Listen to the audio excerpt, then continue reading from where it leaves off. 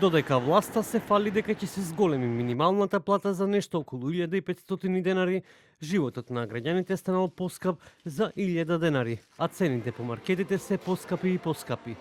Додека синдикалците бараат повисока плата за работникот, а власта се правда дека тоа ќе зголеми инфлацијата, функционерите од годинава ќе добијат повисоки плати за 250 евра, а додека работникот 25 евра.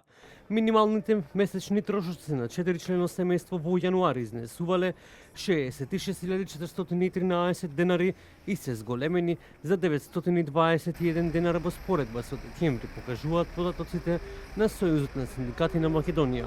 Повеќе од очигледно е дека животот од ден во ден се станува поскап за македонскиот граѓанин и работник.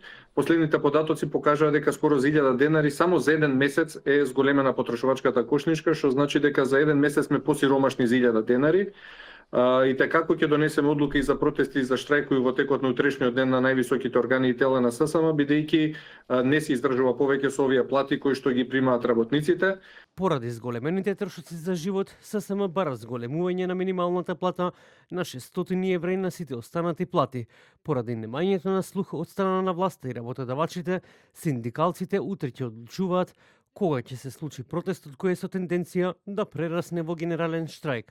Нашето барање од 600 евра минимална плата, како што се изјаснија најголемиот дел од работниците, и зголемувањето на сите останати плати за 6000 денари, односно онолку колку што поскапе животот за една година, остануваат на маса.